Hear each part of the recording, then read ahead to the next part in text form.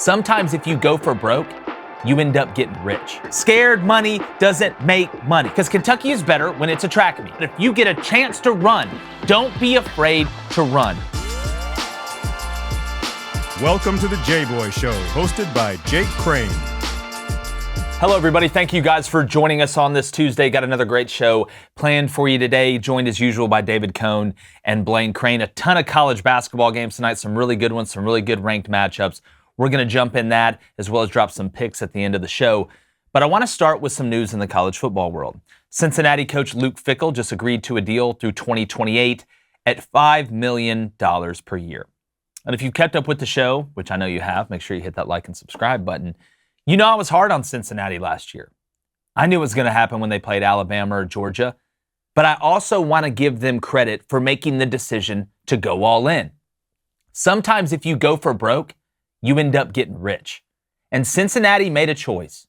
And I don't think it just has to do with success. I think this choice was made a while ago, that they felt like they could wrangle with the big boys. Regardless of what you think about the conference, we all know I'm not the biggest AAC fan in the world, but looking at Cincinnati now going Power 5, making the decision to spend the tight money to keep a coach like Luke Fickell, wanting to roll with the big boys, as I said earlier, says a lot about that administration, says a lot about that donor base, says a lot about those fans and alumni and athletic department. And if you're a school that may be teetering on the brink of a decision of trying to go all in, deciding to take that next step, maybe build that new facility, maybe throw the money in the pot to give yourself a chance to compete at the highest level, a great model to follow would be Cincinnati. Now, will they go in the Big 12 and tear it up their first year or have a ton of success the first couple years? That remains to be seen. With what they're losing, I don't see it that early. But what I will say is this. Eventually, when you decide to go all in, you're either going to hit the home run or you're going to strike out. But I want to give kudos to Cincinnati all around for not wanting to put their head on the pillow at night and realize what could have been. Did they grab lightning in the bottle? Yes. Well, what did Ben Franklin do when he grabbed electricity off that key with the kite, as we're told? He changed everything. And I think that's where Cincinnati is going. Cincinnati has decided they have an opportunity. Success on the field is great, but you have to make this decision internally. Scared money does not make money. And by making this commitment to Luke Fickell, you're going to keep him. By making this commitment to go to the Big 12 and Power 5, you're going to open up an even bigger recruiting base than what you had. It will lead to even better facilities. But the commitment to winning, the commitment to wanting to compete at the highest level is a commitment to striving for excellence. And you can say a lot about Cincinnati. You can say a lot about them, but their ass ain't scared.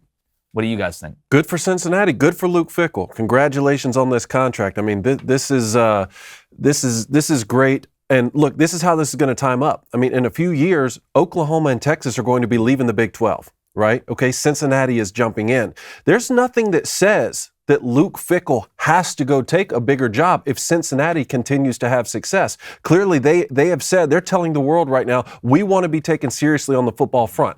Us being the first group of 5 team to make the playoff wasn't some fluke, right? We're here and we want to stay here. There's nothing that says he has to go and jump and take a bigger job. He could have done that this year, right? And it's not just his salary. This is what I wanted to point out.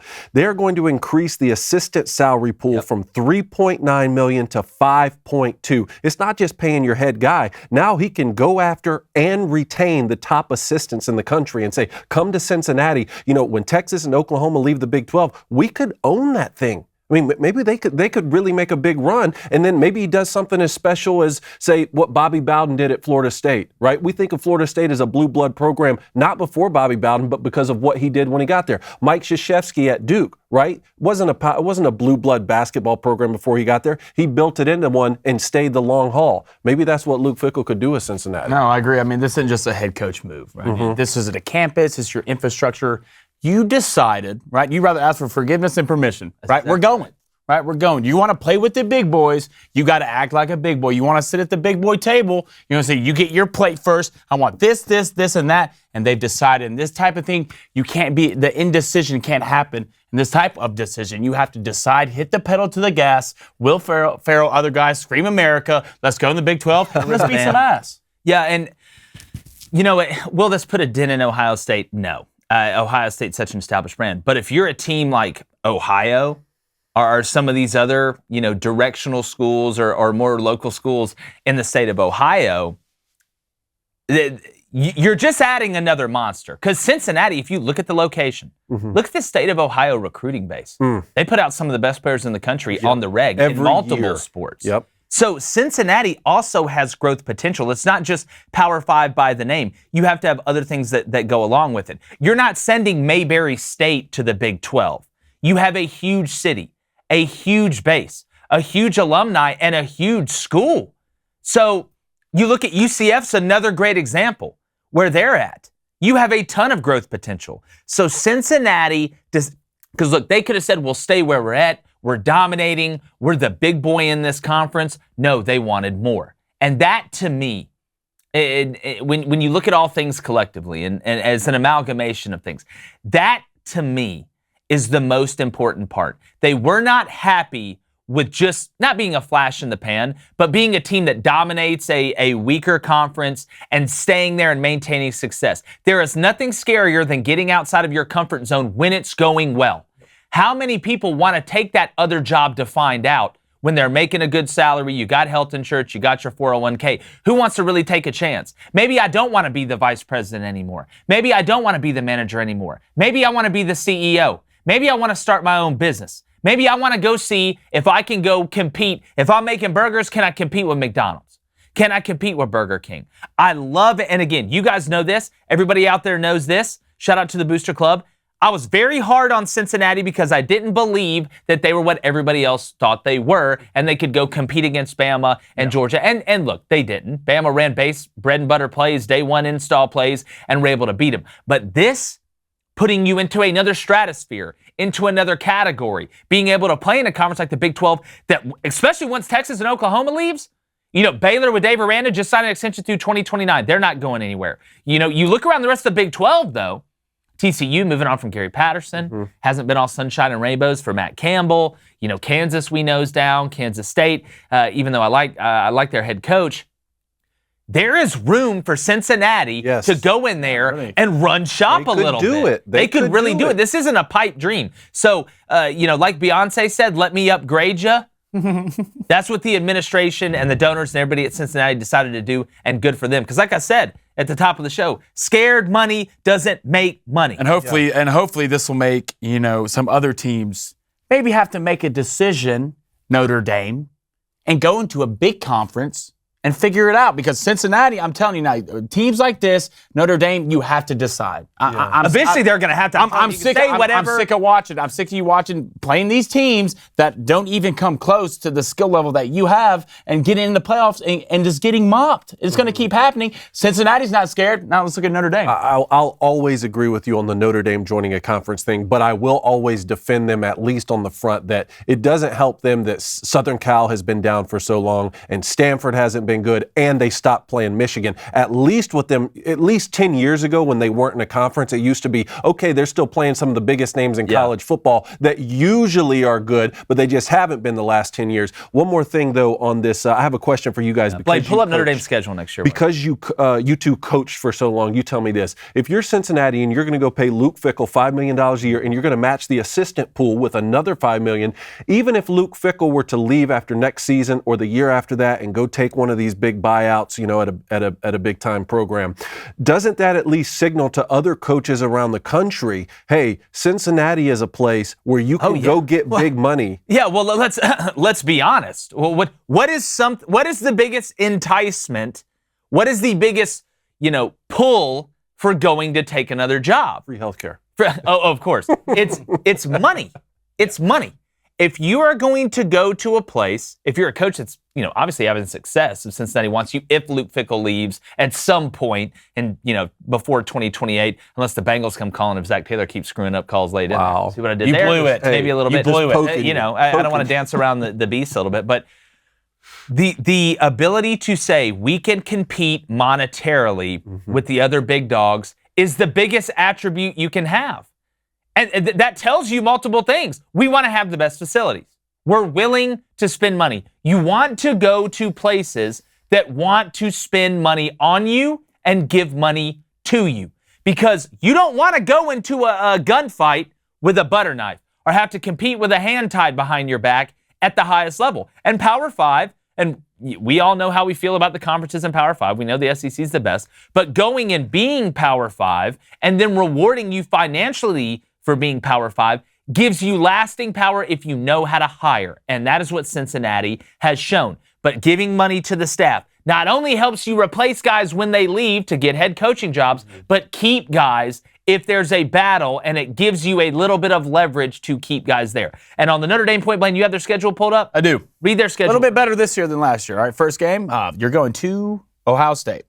Loss. Really? Right. Then you got Marshall at home. You have Cal at home. You go to North Carolina. Mac Brown. That won't be a I like that. You go to BYU. All right. You got Stanford at home. UNLV. You go to Syracuse. You have Clemson at home. Oh. You go to Navy.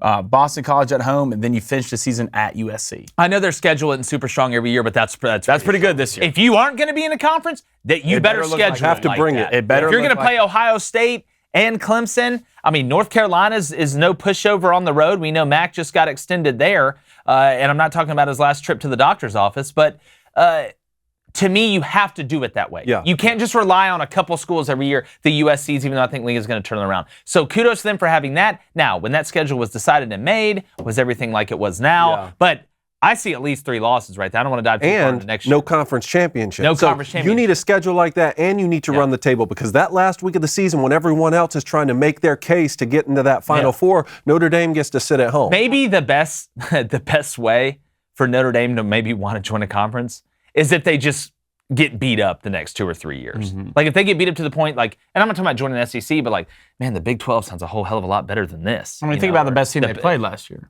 Or the Big 10. I mean, the best team Notre Dame played last year was Cincinnati. Yeah. That's who it That's was. true. That's true. It's a great point. Cincinnati But made no, that kudos to Cincinnati. I really enjoy when people decide that we have the capability and the ability to make the jump. Let's go ahead and make the jump. Let's take the red pill and find out. And let's see, because you were hard on them for a reason. Yes, it wasn't about Cincinnati. It was about the external hype. That's exactly what it right. was. And so when you make moves like this, they clearly want to be a football program to be reckoned with. Let's see what happens. Yep.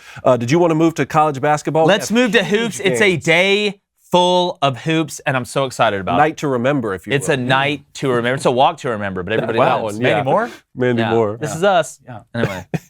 So, I want to start with the Kentucky-Tennessee match. Yep. Because this one has big implications seeding-wise. I think Tennessee, shout out Joey Brackets, came out with his bracketology today, had Tennessee at 4. We know Kentucky had Kentucky as a 1, which they should be. Agree.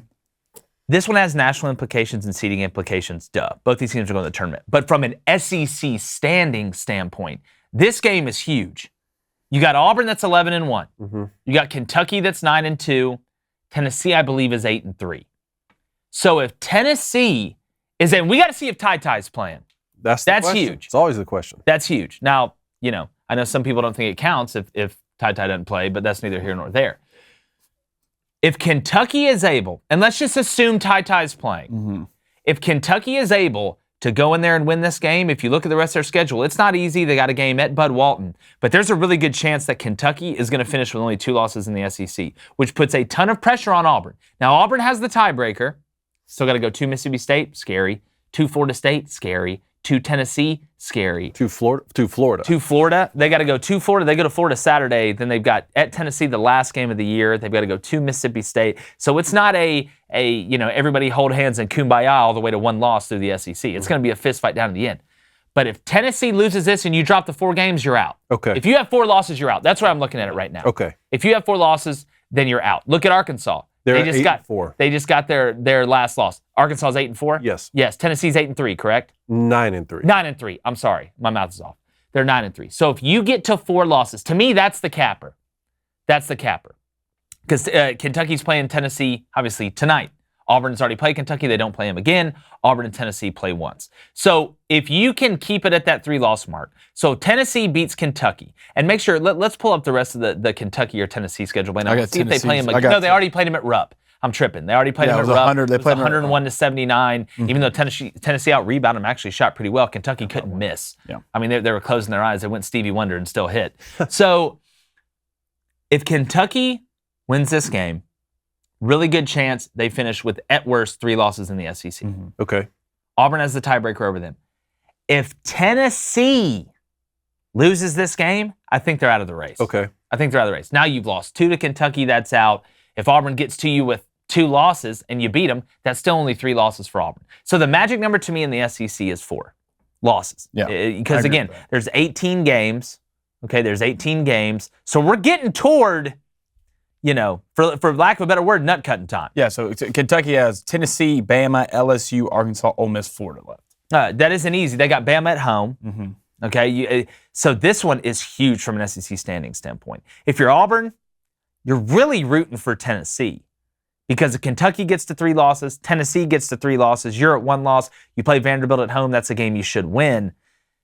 To me, that's the best case scenario if you're looking at it from a number 1 team in the SEC standpoint. I know we're going to break this down further, closer to conference championship, but let me just go ahead and ask you right now, since you're saying this. I mean, how big of a deal is it if one of these teams doesn't win the conference with the tournament? With the tournament's the automatic qualifier, right? It is. Tennessee it can is. still go but you run have that. so when you're looking at conference tournaments, this doesn't just go for the SEC. It goes for outside of the smaller conferences where you may have a 1-bid team, but somebody else wins the tournament that sneaks in there. I think Oral Roberts last year was a great example. They got hot and then made a run the tourney. They couldn't talk their way out of the last one. But you have different. You have either one. You're going into the tournament and you are not going to qualify for the NCAA tournament. You got to win the whole thing. Typically you got to win 4 in 4 days. Really tough to do. Second thing, you're on the bubble, or you may be slightly in the tournament. Whether it's first 4 out, whether it's last 4 in, last 4 buys, whatever. And you need to win a couple to solidify yourself into the NCAA tournament. Don't have to win the tournament, but you have to win a couple to solidify your status in getting an at-large bid. Then you have the teams that are already in. Yeah. And here is where the nuance comes in. So if you're a team like Kentucky, or we can use, let's just say Auburn wins the regular season, and you're a team like Kentucky. Auburn wins the regular season, you're locked for a number 1 seed.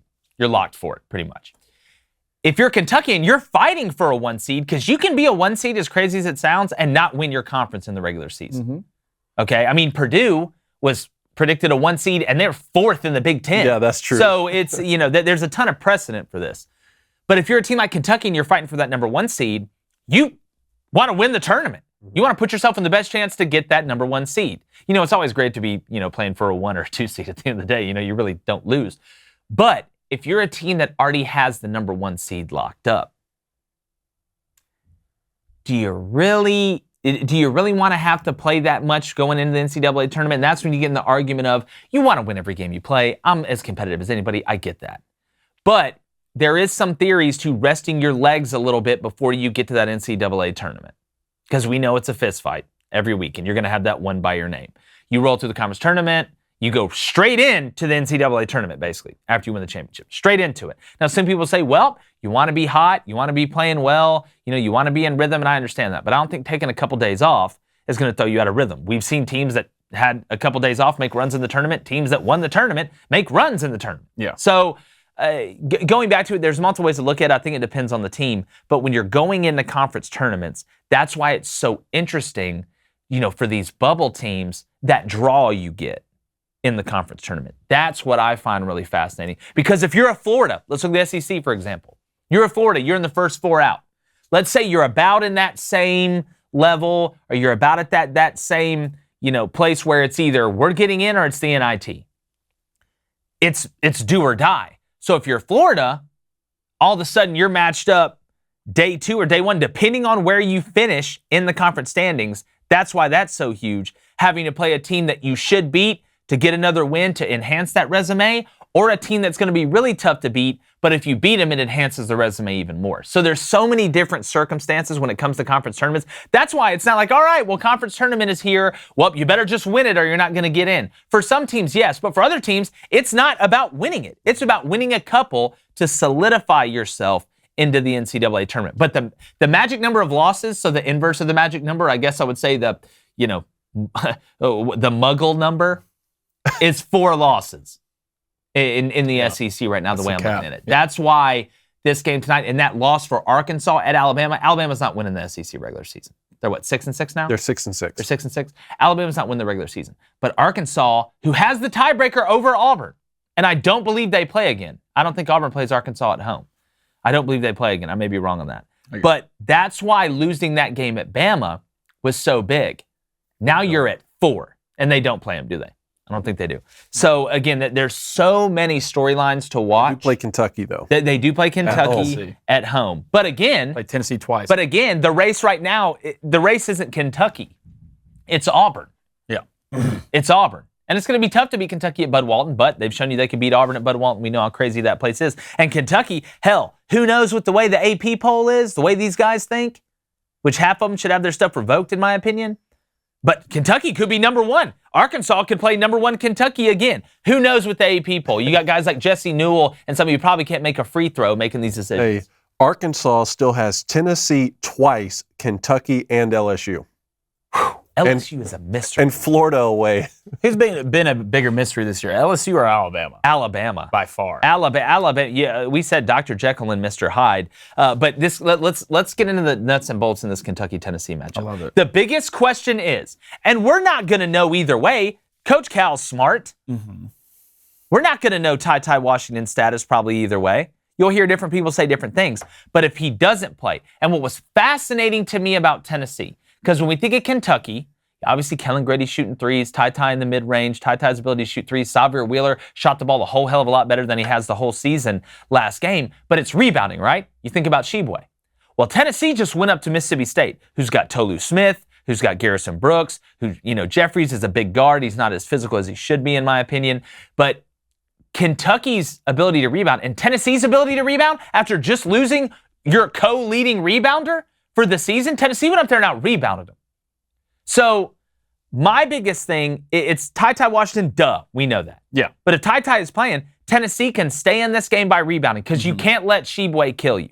But if Tennessee rebounds the way that they did at Mississippi State and gang rebounds, the only thing that scares you is that when you send a lot of people to the glass, okay, on offense, talk about offensive rebounding. When you send a lot of people to the glass, you can't get back in what easy? Transition. And that's what scares you about Kentucky. Because Kentucky is better when it's a track meet.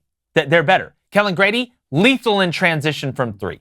His feet don't have to be set. To me, he's a better transition three-point shooter than he is a set three-point shooter, which is really weird. But that's where, Ty in transition if he plays. Xavier Wheeler in transition, forcing it to the basket, throwing the lob, getting the wraparound pass. So when I look at this game, Tennessee has to make a decision.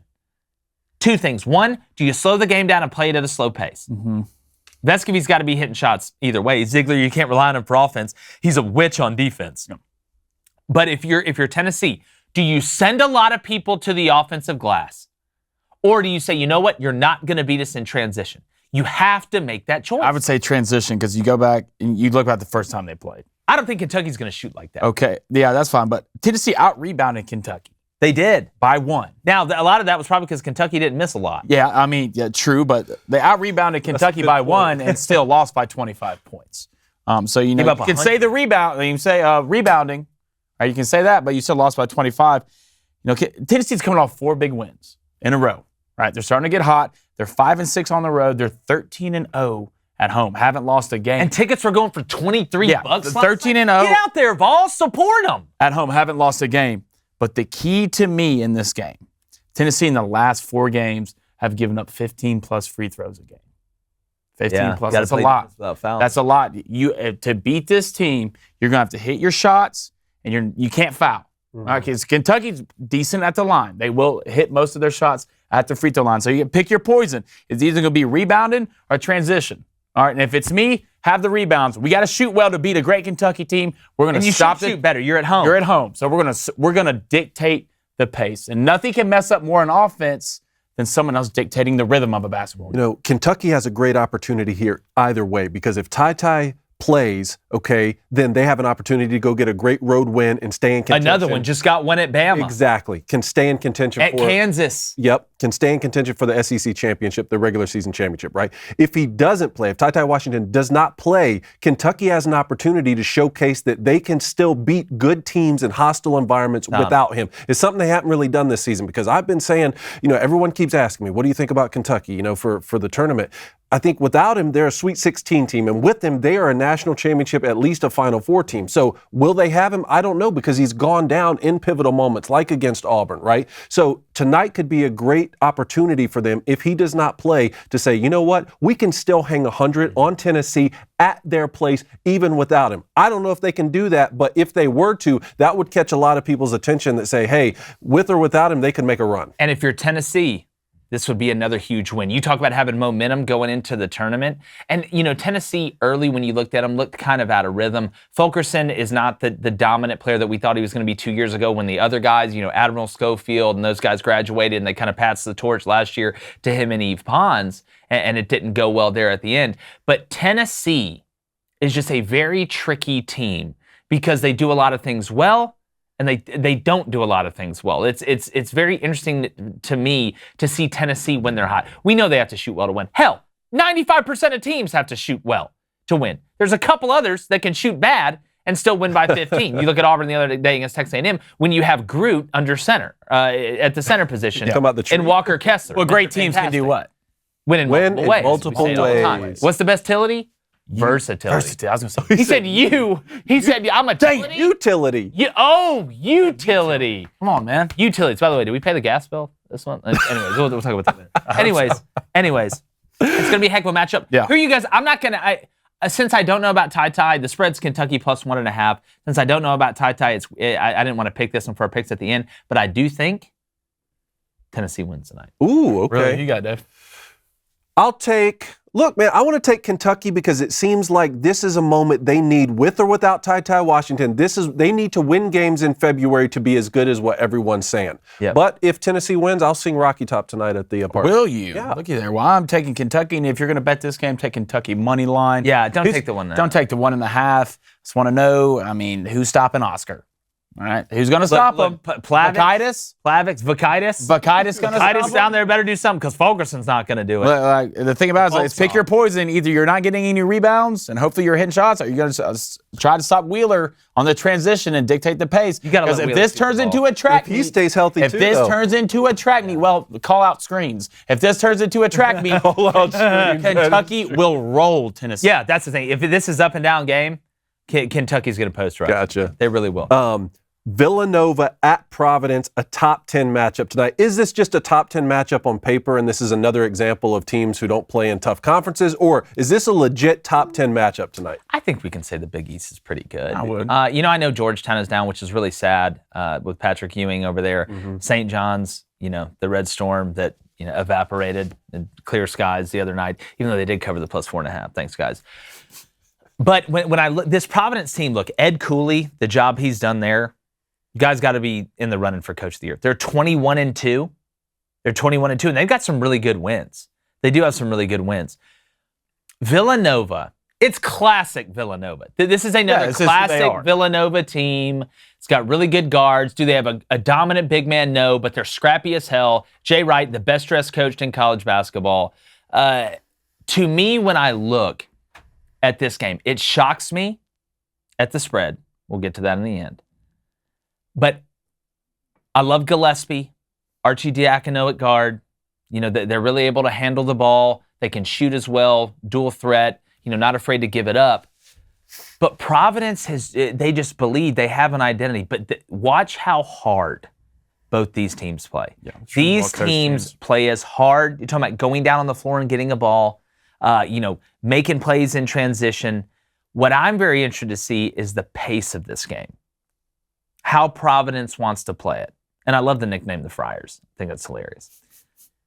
If I'm playing Villanova, the scary thing about Villanova is they can play in transition. They can play in the half-court set and slowing it down. I think for Providence to win this game, it needs to be somewhat high scoring. Villanova is really good at winning ugly. They'd be the only ugly person to win a beauty contest or a beauty pageant, whatever you want to call it. So if I'm Providence, I may push the pace a little bit tonight. Really? I may push the pace a little bit, get them running. You would think you would default back to, I know, Nate Watson's 8 feet taller than everybody else on Villanova's roster. And you would think, all right, well, let's get in the half-court set. Let's get a chance for offensive rebounds. But I like big guys in transition. I like big guys that you can throw the lob to in transition. I like guys in that backside dunker spot when you're in transition that are running to be able to get it and put putbacks. But what do you get a lot of when you go in transition? Fouls. Yeah, fouls. Kicking. And getting to the line. So Villanova's really good defensively, in my opinion, with what Jay Wright does. But Providence with Ed Cooley, I think they figured it out. Blaine, what do you think? No, I'd agree. You look at this Villanova team. Villanova, they know who they are. Yeah. Right? And I love watching basketball teams. They're 6th in adjusted offensive efficiency per 100 possessions, which is really good. They rely on the three heavy. They're 64 in taking threes. Actually, 36 in most threes taken per game, 64th in the nation in making threes, which isn't bad. No, they rely on Colin Gillespie hard. I mean, he's getting 16 points a game, 45% shooting from the field. Is he Haru? And he's 43% shooting behind the arc.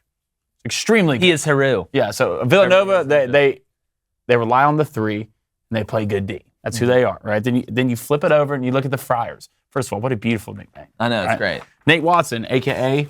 David Cone, a.k.a. Groot. A.k.a. the Giant, all right? Not baby guy, full-grown right? Groot. Big guy. That's why I was kind of confused. You see, you want to pick up the pace. Right? If it's me, I'm slowing it down. I'm kicking to Nate Watson down low. This guy's behind, but he's 2 inches taller and 20 more pounds than anybody on Villanova's team. He's a back to the basket type of guy who's athletic and who can work in the paint. Well, and listen, I understand that. There's more than one way to skin a cat. But why I say in transition is because, all right, we're getting it and we're running, right? We're getting it and we're running. Most time you're running 2-on-2, 3-on-3. You go up and you either get the foul, get the and one, get the foul or go to the line, or you have the big guy trailing in the back on the rebound to get it and go up and get fouled. Look, there's more than one ways to do it. I don't think they're wrong either way, but I would kind of throw a curveball at Villanova a little bit here. Well, Villanova's 252nd in the nation in blocking shots, so that's why I would say slow it down a little bit. But here's what they're going to do. Our Giant, if you slow it down, that's what I'm saying. If you slow it down, here's what they're going to do. Okay, they're going to get the ball to the post and they're going to trap him.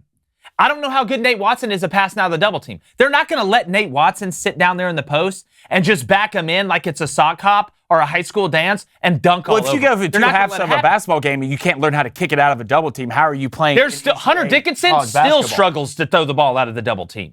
There are guys that struggle. The guy from West Virginia, Cottrell, really struggles to pass out of a double team. I don't know how good of a passer Nate Watson is out of the double team. But you know what else you can do? Best of both worlds. Boy meets world. Do it half and half. When you get a chance, because you don't always, when can you get in transition? Off misses. You're not getting in transition off made baskets. That's not how that works. It's like trying to go up tempo when there's an injured player. Doesn't work. So I think you mix it up. But if you get a chance to run, don't be afraid to run. And Blaine, I think that may be the key to the game.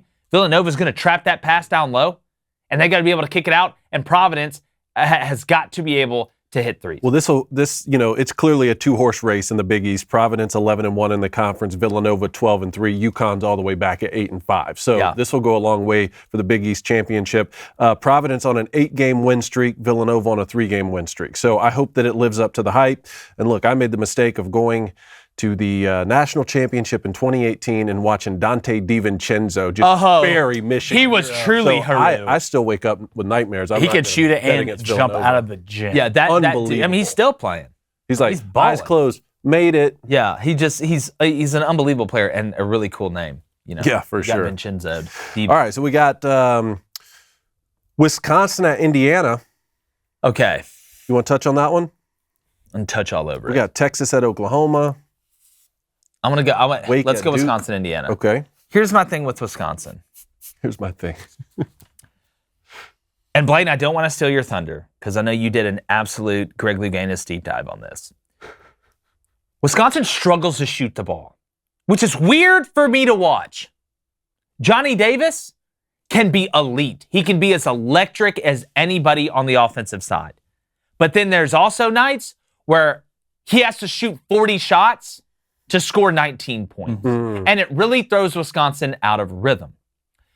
Indiana has Trace Jackson Davis down low. They've got some guys that can, and Wisconsin is not physical down low, in my opinion.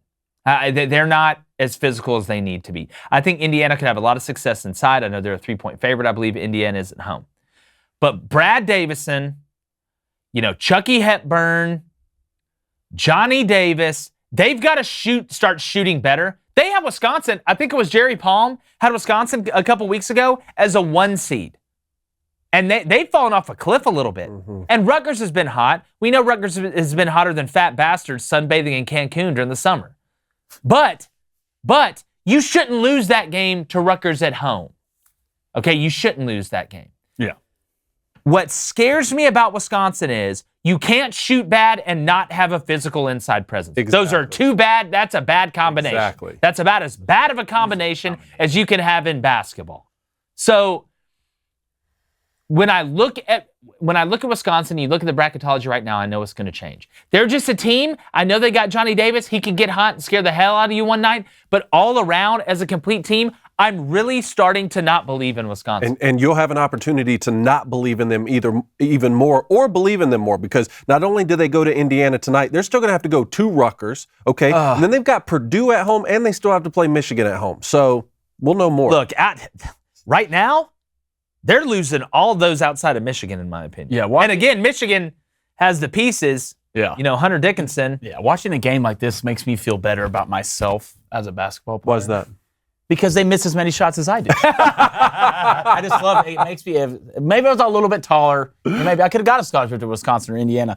Indiana hasn't hit 30% from the line the last 5 games. 30%. Wait. Say it one more time. 30% from the 3-point line. Oh, okay. The last 5 games. What's the They stat? haven't hit 30% from the 3-point line the last 5 games, and they haven't shot 60% the last 5 games from the free throw line. So they're struggling. So that is, in other words, atrocious. That is just smells like, I think I know terrible. where you're going on this, bet. Then Wisconsin, that's so crazy you say that, because we're used to seeing Wisconsin maybe have like 2 guys from the Y that can just headbands, long socks. Here it is. We'll beat you by 12, then tell you what you did wrong, and then pat you on the back and probably have a water for barbecue. Yeah, get or you something some like that, Capri and make Suns and orange shots. slices. Wisconsin's the worst shooting team in the Big Ten.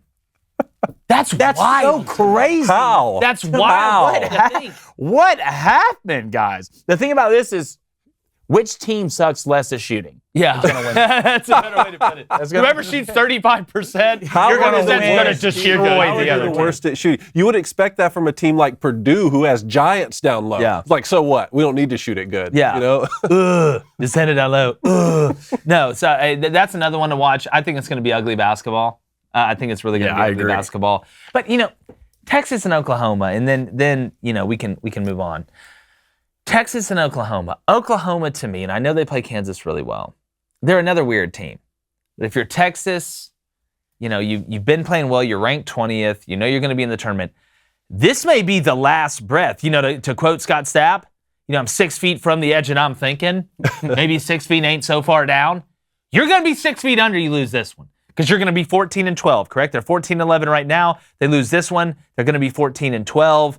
And you're really starting to look. And look, I love Porter Moser. I love the hire, the guy from Loyola Chicago that made all those runs. Shout out Sister Jean, still kicking it, old school, old style. She's like 132. She's old as Gandalf. But, this Oklahoma team, Groves, we know you have to be cooking. Goldwire, we know you have to be cooking. Defensively, love their guards. At home. They're at home. And they're at home. I like Oklahoma in this. I like it too. I mean, we know who Oklahoma Why do I like is. We know who Oklahoma is. Oklahoma, when shooting 35% or better from 3, they're 12-0. Anything less than that, they're 2-11. Yeah. All right. Well, so we know, and that's the difference, kind of. I think they do play decent defense, but where are they? You They're like at Oklahoma. home. Yeah. They're at home. You like Oklahoma, Kyle? Everybody shoots better at home, except Wisconsin or Indiana. Yeah. They just don't shoot good anyway. Yeah, whenever there's a 10-foot goal, they don't shoot good. I like that you guys like Oklahoma. You've been selling me on them all season. Like, man, if somebody runs into Oklahoma in the second round, so I don't know. I really tuned in the other day and watched them when Blaine called the upset. Man, they blew were it. So close. They pulled a Zach Taylor. They were so close. Again, I mean, yeah, I wouldn't be surprised if they beat Texas while they're at home, but are they going to go beat Texas on a neutral site come tournament time? That's what I want to know. Yeah, well, That's the question. Again, does their game really travel? You can say defense at the guard spot travels. Duh, defense travels. We know that. Defensive rebounding travels. We know that. But speaking about Zach Taylor, the other day on the show I said Eric Taylor. You know who Eric Taylor is? He's the coach off Friday Night Lights this season. I wish they would have had him. Knew, like, it was subliminal. I bet he would have put Joe Mixon in and I bet he ran would the have ball. put Smash in. I bet he would put Smash in and ran the lining ball. up in shotgun. Full eyes, closed Fourth hearts, and can't one. lose. Did y'all see that video where like it was 4th and 1 and Sean McVay saw him come out in shotgun? And he's like, "We're gonna win." He was like, Aaron Donald's going to make a play. Literally, they have him on the mic. He's like, oh, my God, Aaron Donald's going to make a play. Come on, man. How are you an NFL coach? He did, Blaine, there's a lot of hate in Blaine's heart. Well, you're 16 and 30. But I knew subliminally Eric Taylor came from somewhere. Yeah. And somebody, shout out Dion Green. Yeah. Down under. Shout out Dion Green. Told us it was Eric Taylor, so shout out Dion Green on that one. All right, let's move on. Got Like questions? Gonzaga's not You gonna want do it from the after this. boosters? You want to get some Booster Club questions? some Booster Club Let's get it questions. hot. All right, we're starting off. First question. We're going to talk a little NFL. Is Matthew Stafford a Hall of Famer? This conversation, look, I don't think Matthew Stafford cares as much as everybody else about this. Oh, he does. Good. He told me he does. So well, We're in his camp. We got a couple guys in his camp. That's true. Yeah, So, Blaine's got deep throat. a couple guys in his camp. So here's my thing on Matt Stafford. Good player, really good player. Has had some incredible seasons. Mm-hmm. Before you got to the Rams, it's not like you've been playing 2 years. You had 0 playoff wins. You have the same amount of Pro Bowls as Mac Jones. You have 0 All-Pro years. And let's not act like Matt Stafford was the only reason the Rams won the Super Bowl. If Matt Stafford is a Hall of Famer, then Matt Ryan is a first ballot Hall of Famer when you look at the numbers and the comparisons. I don't think Matt Stafford is a Hall of Fame quarterback. I think he's a really good quarterback that got sent to a really shitty franchise. That's what I think. If he'd have been at a franchise that had it, figured out and was in a better spot, typically that doesn't happen when you're the number 1 pick overall. Sure. This may be a little bit of a different conversation. He's still got a long way to go in his career. Let's see what he does. Yeah. You're not closing the door on it. But I don't think, because we have to make sure that we don't water down the Hall of Fame. Like, you can't just start letting everybody in. You can't, because then it waters it down. And it makes it less of what it was for the guys that are already in there. Yeah. So we have to be careful with the Hall of Fame argument, because you have to be elite for a while to be in the Hall of Fame. That's what makes you a Hall of Famer. It's not a one-off. I got a couple things. It's not a one-off. It's you were able to be elite over a long period of time that sets yourself apart from even the great players. Because the Hall of Fame is not for great players. It's not for really good players. It's for the best of the best. Yeah. And we can't water it down. I got a couple stats here. Matt Stafford, what is he led the league in? All right, numbers-wise. Touchdowns, 0. Yards, 0. Quarterback rating, 0. Completion percentage, 0. Pick sixes 4 times. Wow. Interceptions, led interceptions this year with the most interceptions. Let me tell you about the guys who didn't make the Hall of Fame this year. Patrick Willis, DeMarcus Ware, Andre Johnson, Torrey Holt, Devin Hester. Between those 5 guys, that is 34 Pro Bowls and 17 All-Pros. So the average guys who missed out on the Hall of Fame this year are 7-time Pro Bowlers and 5 times All-Pro. How is Patrick Willis not in the Hall of Fame? He's basically Durotan from Warcraft.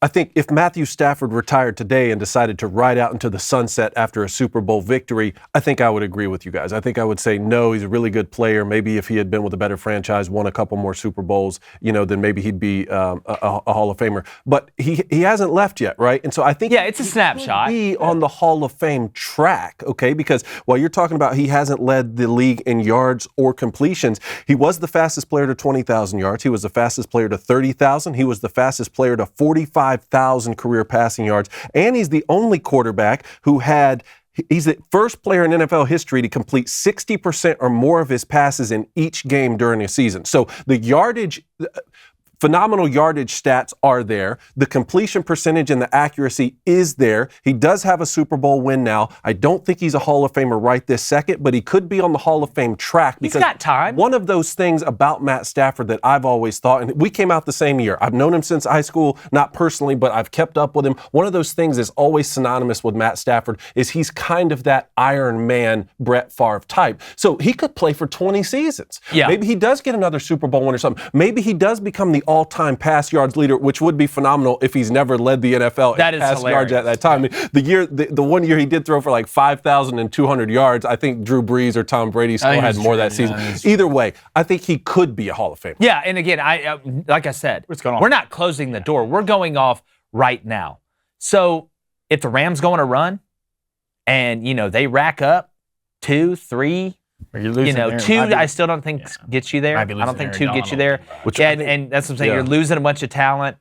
Whitworth is going to retire. Aaron Donald, we're going to see. Yeah, I don't think this they kind of will. rolls us into our Yeah, next get question. into that, yeah. So Tampa Bay went all in for a ring last season. LA did the same thing this season. With more franchises starting to do this, Art, is it good for the sport? Kind of the one-off. The Frankenstein The theory. Frankenstein effect, yeah. As long as there's parity, I think it's good for the league. I mean, it shows you. Again, that's amazing. That segues perfect into my perfectly monologue. what we That's were what I was talking about with about. Cincinnati. Exactly, yeah. Like, it shows you that you're willing to go. Is it always going to work? No. The odds that it worked 2 years in a row and you won the Super Bowl at your house 2 years in a row is, I think, an anomaly. I think it's coincidental. But I think teams, look, it's a copycat league from play calls, right? Coaches, every coach at every level takes plays from other coaches, how it works. I mean, how the hell you think you learn? But you're going to see more GMs go this route. Yeah. To say, you know what, we're going to go for broke. Yeah. Let's just go for broke. We'll put off being able to draft really highly for a couple years to give ourselves a chance. But, they always say with great power comes great responsibility, the old Spider-Man quote. If you're going to go for it and you don't get it, you may have put yourself in a huge hole. For sure. But again, I'd rather say whoa than go. Yeah. So I do think, look, if it means that different teams are winning and different cities are able to experience it, and you can flip a franchise really quickly and shows you the ability, which leads to more parity, and I'm all for meritocracy. Best team should win. I thought the Rams were the best team. People say the Bills. Well, I think the Rams were. But it shows you there is a path that way that we hadn't seen in a while. Remember, we used the one and done comparison in college basketball. That was, the hottest thing out there to do if you were a blue bud. Let's go get a bunch of one and dones, put together this super team of young guys and go win it. Well, you didn't go win it. Yeah. It didn't work. If you're a GM, you have a duty to try and put the best team together that season. We see some franchises who say, okay, we purposely won't be good for a couple seasons to try and be great in 3 years. So now we're seeing the inverse of that. If we think we have the best chance to win a Super Bowl this season by being great and putting a great roster, even if it eviscerates our roster 2 seasons from now, then that's a decision that they have to make, right? And that's kind of what the Rams did this past season. And I think it will increase parity because it will decrease dynasties, right? True. This segues perfectly from our last question. Yeah, I think Matt Stafford could eventually be a Hall of Famer, but I don't think it will be because the Rams go on a run here. I think they went all in for this Super Bowl, and because they got it, it was a we must win right now mentality. I don't think they will go on a run because you're going to see guys step away like Andrew Whitworth, and maybe Von Miller steps away out on top, and they're sort of, Sean McVay may step away. He said that. He said that. That's why you feel really good if you're the Bengals right now. I know you just lost the Super Bowl. You got. Well, you know what you need. That's one thing. Like, you know what you need. Mm-hmm. It's not like there's a mystery. Yeah. You need help up front. You got 2 guys that you can build something special. Yeah, and Joe Mixon, you can really put 3 in there. I mean, Joe Joe's Mixon's young. a really good back. He can catch the ball out of the backfield. He runs hard as hell. He can pass protect. So pass. yeah, And he can pass. He can pass. Only player from Oklahoma to throw a touchdown pass in the Super Baby Bowl. Miles, man. Sorry, Baker. All right, that brings us to our third question. Love this one. Do you think Vernon Hargreaves placed a prop bet that a non-uniform player would be penalized in the Super Bowl? Why not? I've seen a lot of stupid stuff. Why not? I've seen a lot of stupid It's stuff. the same university that threw a shoe to lose a game. Florida. Yeah. That was, in all seriousness, that was really stupid. You think? Because it put them, if you look, that backed them up even further trying to go score before halftime. Think about if they were able to, which is very possible, And ifs and nuts were candy and nuts, we'd all have a Merry Christmas. They're candy and butts, I don't know what the hell would happen. But a couple passes, you get Evan McPherson in range, you might as well put 3 on the board, buddy. It's like Steph shooting it. Imagine what that 3 points would have done at the end. It's the difference in games is a lot of little things that add up to a couple big things. Yep. And that was a little thing. Number one, you talk about an unforced error. That's about as unforced you're going to. But you know that. This isn't a 7-on-7 tournament, man. What the hell are you doing? What the hell are you doing? It was selfish. Yeah. You weren't playing, and you wanted to be shown. That's what it was to me. That's what it was to me. It was a stupid decision. I think he would tell you it was a stupid decision. I think everybody on the Bengals, I think his mama would tell you it was a stupid decision. And it just looked bad. Mm-hmm. Just looked bad.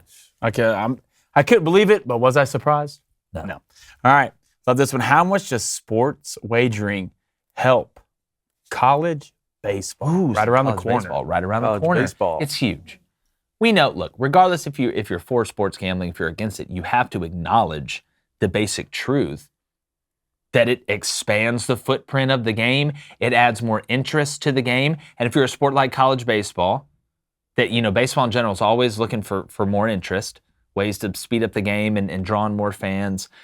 It's huge. And I do want to give a shout out to our buddy Mincy, Barstool Mincy over there. They have been at the forefront, them at Penn, of making this a relevant thing. I mean, not just in the SEC.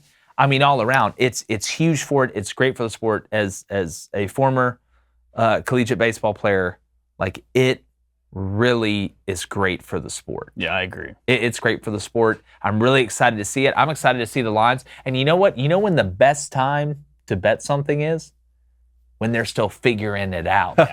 So if you're going to bet anything, college baseball, the algorithm, I mean, they're plugged in the matrix. They're trying to figure out the math problem. I mean, they're at Bletchley Park trying to figure it out. Yeah, no one really knows. All right, last question.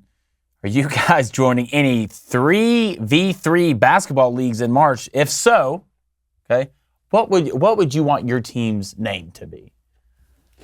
Actually, we may have some 3-on-3 action. Yeah, there we don't have a be, team name though. I may have to put the Griffin shirt back on and figure it out. What would be your team? What would the name be? Is the Three Amigos just too generic and cliche? Globo Gym. Globo Gym? Triple did lose the triple threats. Three's Company. Hot Shots. Three's Company. 4-3, but like it's a 4-3. How about that? We can dive into it. I'll do this all day.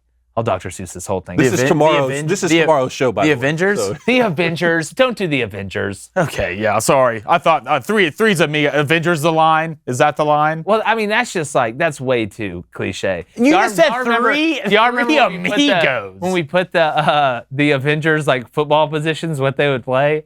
That was hilarious. When did we do that? I think we did that a couple months ago. Off of a Booster Club question off the top of We did. It was impressive. We did. It was impressive. We put together, remember the whole team? It's like, the Hulks. He's got to play the 3-tag, right? You got to put the Hulk in 3-tag. I don't want to. Either that or guard. Yeah. God, look. I would just think about the Hulk pulling. There ain't no logging. God. There's no logging on the pull with the Hulk. It's a straight kick out, buddy. Bang, bang. Like you say, bend it, bounce it. Who do we have? Or bend it, bang it, or bust it. Who do we have taking the snaps? Ooh. Is it Iron Hawkeye? Man? Is it Iron? No, I don't want a guy. Hawkeye? I don't want a guy who shoots a bow. Come on. The Hulk turns into something that smashes people. What about Thor? He throws a hammer. How about Captain America? He throws a shield. What about Iron Man? How about you? You throw a fit every time you're wrong. So anyways, Three's Amigos, great one. Is this? Yeah, the Avengers, stuff, right? Three's Amigos. Good. Comic book stuff. He really reached down in the pocket to get that one out. How long you been thinking about that? Wow, just probably a total of 2 minutes. There. So to answer your question, fan, we'll be thinking. We'll be called the Triple Threats. That's even better. Or David's a Giant. Yeah. Or look, we have a tree. The Zach Eady's. Look, we have a tree. Our name of the team would be We Bought a Zoo. Yeah. That's a good one. I take offense to that, and I'll expect an apology. Well, I hope it's you will not. I hope it's a really good fence. Maybe it's a picket fence. So let's move on. Y'all ready for picks? Let's pick some games, man. I want to go last because I'm going to go second to last. Right. You want to go second? I'll go first. I'll go first. Look, I want the Ohio Buckeyes minus 13 versus. Who's Ohio Buckeyes? Ohio? Just say it, Michigan David. grad? We got to get past this. I want the Ohio State Buckeyes minus 13 versus Minnesota. Like I said, I think they may get Chuck Liddell tonight. Okay, The Golden Gophers? More like the Golden Liddell. Gophers. They can shoot the Ohio won by 11 on the road. I don't see anything changing when the Buckeyes are at home. Okay, then I want Wisconsin and Indiana under. That's a great pick. 132 and a half. pick. I thought long and hard about it because, like Jake often says, you have two bad scoring teams. You want to take the over. Sometimes two high scoring teams. You want to take the under. This is a different level. Not here. I didn't say the word. This isn't Inception. Yeah, I'm taking the under 132 and a half, and all night when we watch this game, right when they shoot, you're going to just hear me say brick. Yeah. It's under 132. Brick. They're building houses. and a Yeah, half. it's like you're calling the weatherman from Anchorman. All right. You know what's my favorite thing to do in betting in basketball? Lose. Take the over. I take offense to that. All right. Wow, everybody- Take the over, David. Thank you. Thank you. Blaine cannot watch the under. He can't. I just can't. It's like, let's not score. All right. I'm taking the Kentucky, Tennessee over at 140. This game was 107 to 79 that last time pick. they played. I like All right. it. That's Even if no tie, if there's no tie, I don't care if there's no tie. Like, it's going to happen. Who's going to guard Oscar? No. Vakitis? Can't even speak English. What does that have to do with his ability Corn dogs, to guard? David. What Make does it that corn have dogs. to do with his ability All right. to guard Jboy? Can't really communicate that well. Anyways. Yeah. All right. Providence versus Villanova, baby. The over's at 132. I'm thinking Gillespie. I think Villanova. They're hot from outside. All right. We got the group. You like that over 132? 132. We're shooting from the outside. 64. Stop rubbing your hands together. You're making me uncomfortable. 64. We're loving the over at 132. Let's score some points. I feel great about it. Might be a little 2-0 action. If not, just remember Kentucky, low money line. Put a little money line. If I could take 3, it'd be Kentucky money line over Tennessee and Vakitis. Okay. It's at 140. Yes. It's probably didn't start a fire over there with your hands. Actually, All right. Here's what I got. I need you guys to really focus, laser focus, ninja focus, whatever you call it. Let's go Providence, Villanova. Villanova, I know, very talented, right? Providence, 21-2. Ed Cooley, the coolest Ed out there. I like Providence at home plus 4.5. It almost worries me. What do y'all know if I don't know? You know? Most important guy tonight, the bus driver. Get him there. Give me Providence plus 4.5 at home. You lose by 4, we understand. You lose by 3, we're excited. You lose by 2, I love you. You lose by 1, let's go do karate in the garage. If you win, the best thing that could happen. Cold soda's on me. So I'm going Providence by 5. I'll never forgive you. Providence plus 4.5. Now, I'm going back in the SEC. This is going to surprise you. Kentucky, Tennessee? No. Missouri, Here he goes. Who? or as some people know, Misery, plays Arkansas at home. Arkansas coming off an emotional game. Flint, Michigan Mega Bowl. Emotional game. 5th Against place. Alabama. Lost it late. No Tate, foul trouble early.